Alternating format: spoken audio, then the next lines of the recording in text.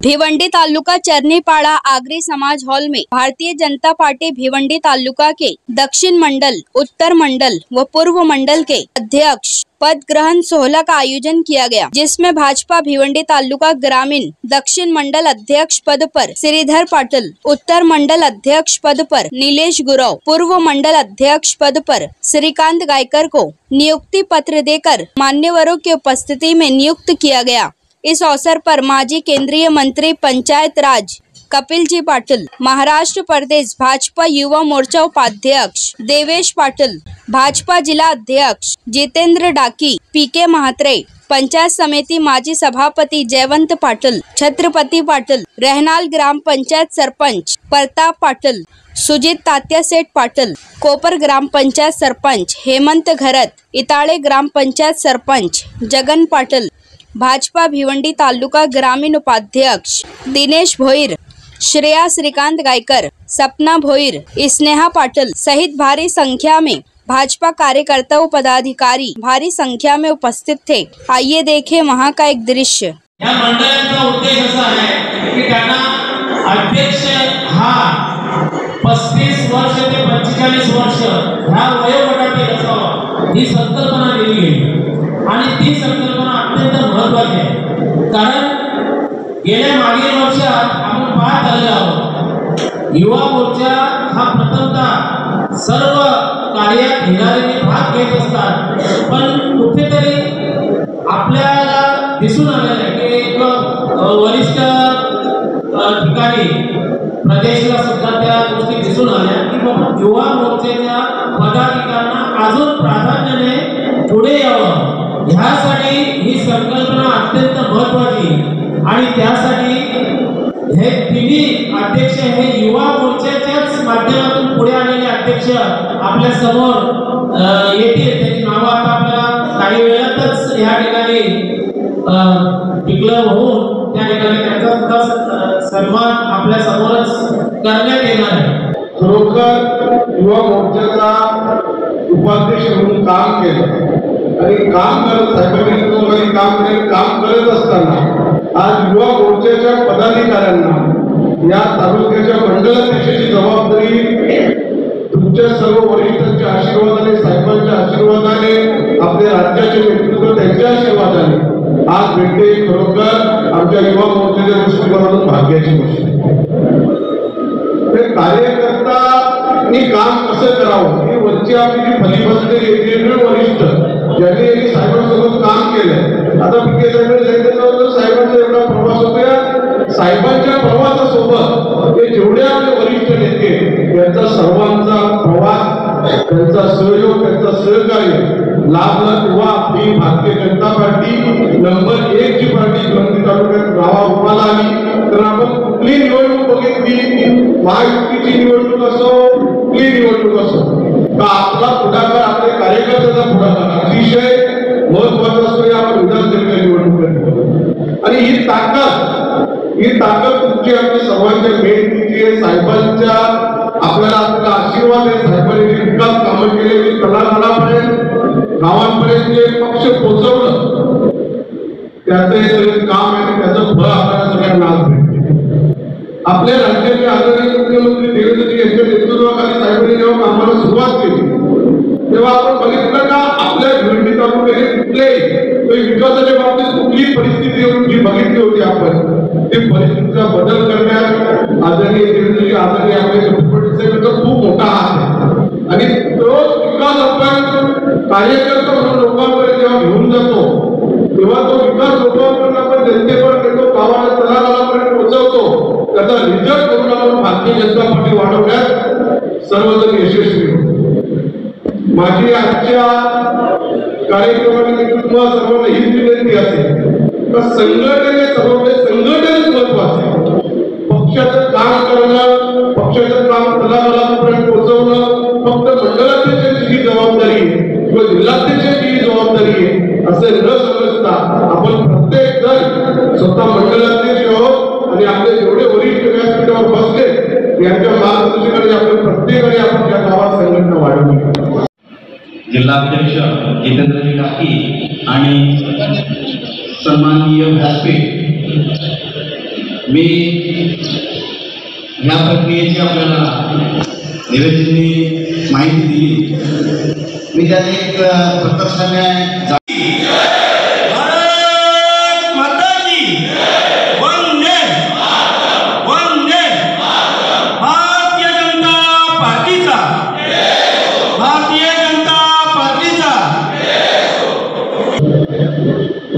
जसे ह्या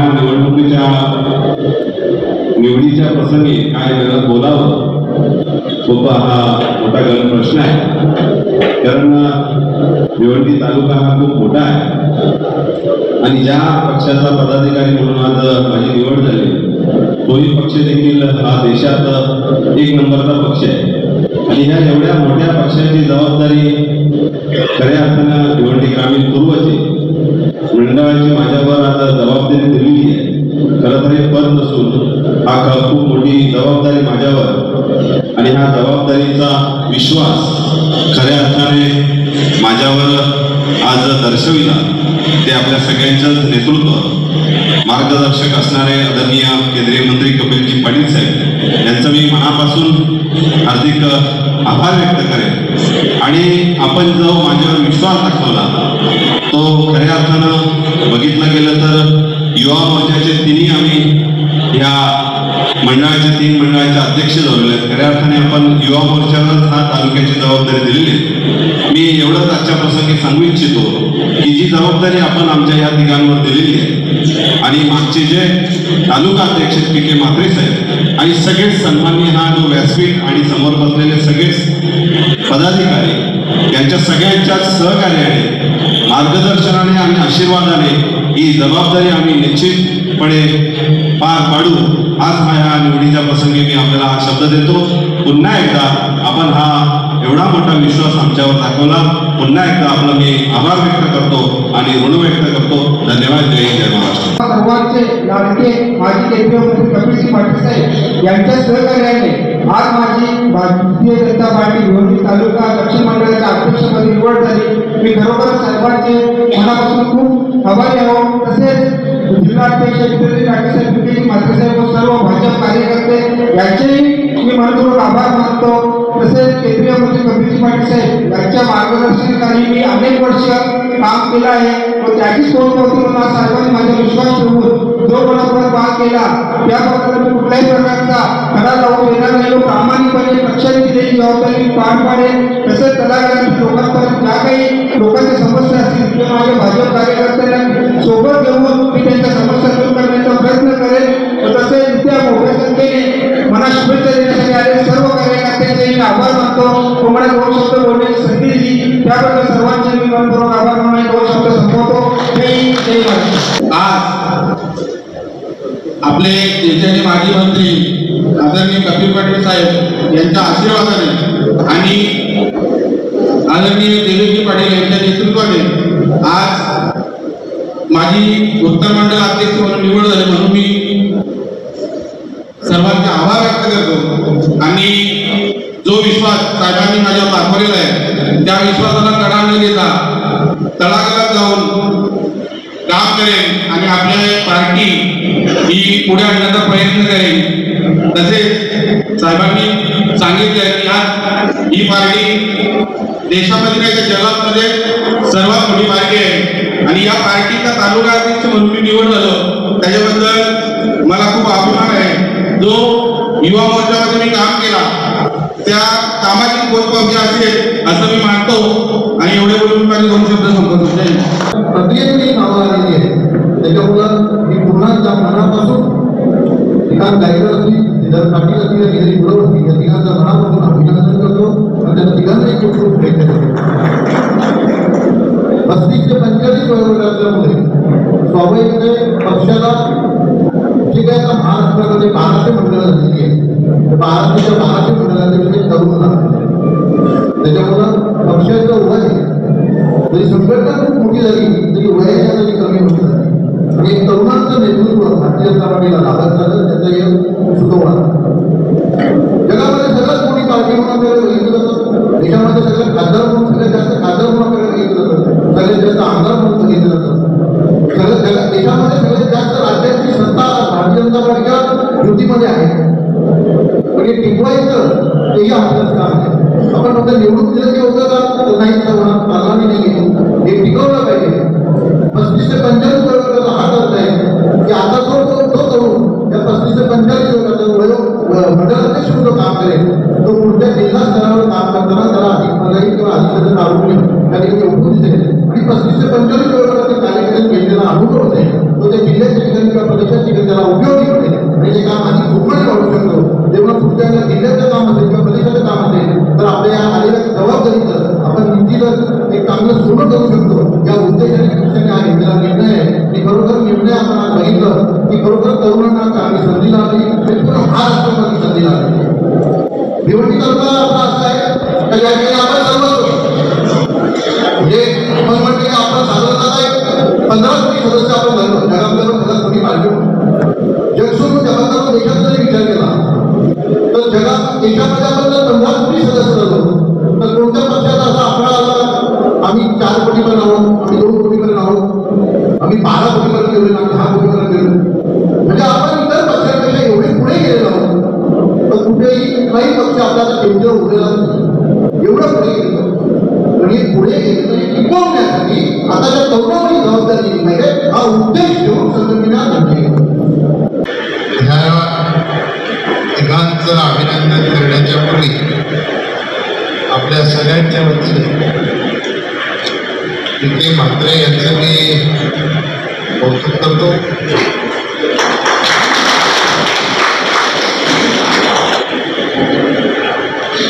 तुम्हाला आज त्याच्यामध्ये जरा फरक दिसत असेल ना. नेहमी कसा तरी हे आज जरा व्यवस्थित सफारीमध्ये आहे. तो असा विचार करून आला असेल की मी आज जबाबदारीतून मुक्त होत आहे. बरोबर ते देवेश कुसळचा उल्लेख केला. तुला काही आम्ही जबाबदारीतून मुक्त होऊन देणार नाही. जितेंद्रांनी मी चर्चा करत होतो पक्षाच्या घटनेमध्ये पण असो की नसो या ठिकाणा मार्गदर्शन करून त्या तिन्ही मंडळाचा कार्याध्यक्ष म्हणून आपणच जबाबदारी सांभाळून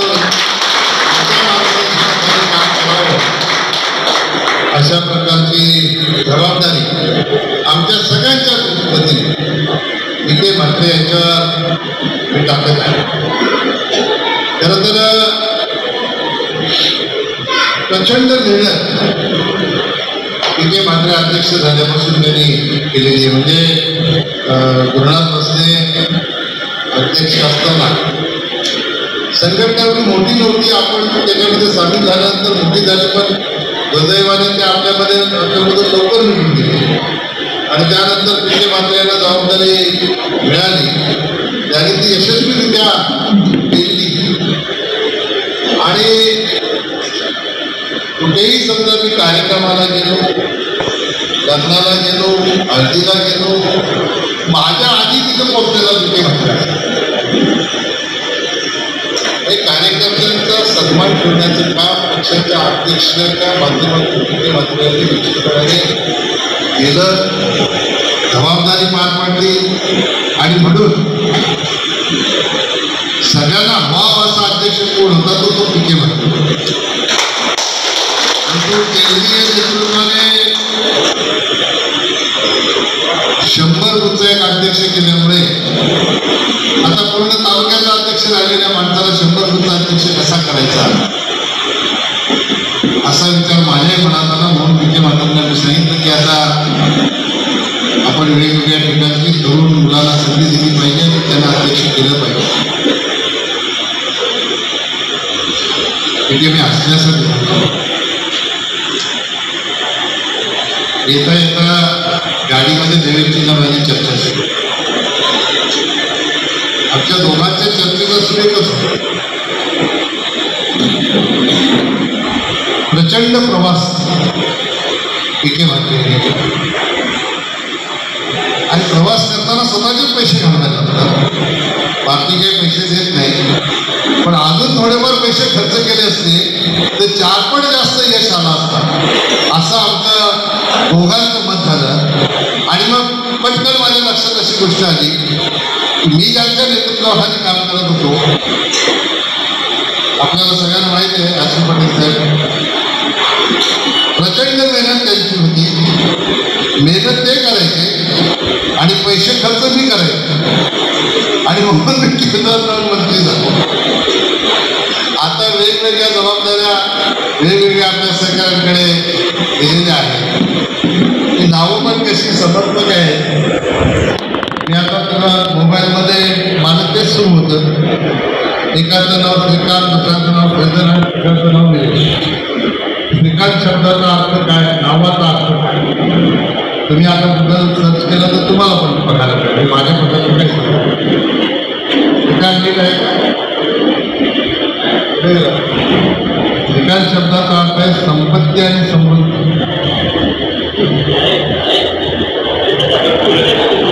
संपत्ती आणि समृद्धी आणि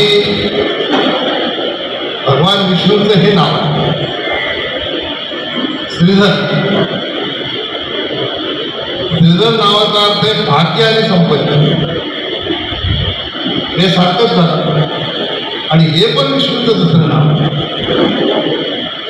तिसरं नाव आहे निलेश.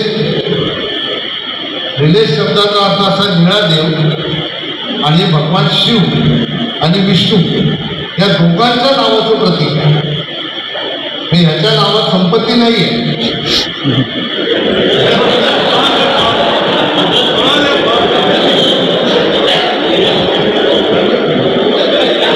त्याच्या नावामध्ये शिव आहे आणि विष्णूही आहे. हे शिवाचं बळ आहे असं बबलू सांगतो. मी याच्यासाठी शोधून काढलं की कमी पडलं तर हे दोघे जण आहेत त्यांच्याकडे संपत्ती आहे.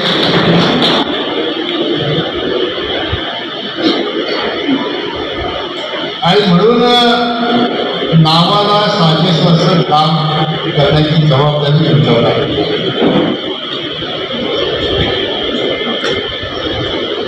मला विश्वास आहे पक्षाने विभागून दिलेली जबाबदारी त्यांनी सुरुवातीलाच सांगितलं की मला जी जबाबदारी दिली ती जबाबदारी मी समर्थपणाने मिळून सार्थ करून दाखवणार. तो विश्वास दाखवला आहे तो सार्थ करणार. ते करायचंच आहे तुम्हाला, पण ते कधीतरी नाही, फावल्या वेळात नाही, याच्यासाठी वेळ देऊन करायचं. हे वेळ कसं देतात याची जर प्रेरणा घ्यायची असेल ना तर ती जितेंद्र घाटीकडे घेतली. बरोबर. मला वाटतं तो अध्यक्ष झाल्यापासून काय कधी थांबलाय की काय थांबलाय त्याचं कारण नाही. बरोबर. श्रीधर तिथं मंडळ कुठून कसं आहे मला माहीत नाही. मला वाटतं राणागड, काल्लेरगड, पूर्णा, अंजूर आणि कोण राजमुरी 6 गट. आता 6 गट मिळून बूथ समित्या ज्या आहेत त्या 100 आहेत आणि झालेत 23. तुझ्या गावात 24 बूथ. ते सुरुवात गावातून करायला आणि फार वेळ काही मी तुम्हाला देणार. मला असं वाटतं की आता तुझ्या गावात जर 24 बूथ आहे, 24 समित्या झाल्या, 23 झालेले आहेत. तुझ्या गावच्या किती झाले मला माहीत नाही, एक पण नाही झाले. 24 आणि 23 झाल्या किती 47. 47 झालं म्हणजे राहिल्या 53. बरोबर. तर तिघांसाठी हा विषय आहे. ज्या गावांच्या समित्या राहिलेल्या आहेत त्या गावच्या आपल्या प्रमुख कार्यकर्त्याशी संपर्क करा. त्याला सांगा उद्यापासून लग्न आहेत सांगू नका. लग्न सकाळी 10 वाजल्यापासून काही जात नाही कोणी करता. उद्यापासून अमुक वाजता तुझ्या गावात येतो. बूथ समितीची सगळी रचना लावून तयार करून ताब्यात घेण्यासाठी आम्ही येतो. मला वाटतं असं जर केलं तर 5 दिवसात तुमच्या सगळ्या बूथ समित्यांची रचना ही 100% होईल. आणि तिघांनीही दररोज किती बूथ समित्या केल्या तर संध्याकाळी मला फोन करून माहिती द्यायची. जिल्हा परिषद हे पार्टीला 6वा दिवस होता कामा नये. ही जबाबदारी आपण घेतली ना ती समर्थपणाने जर मिळायची असेल ना हे असंच काम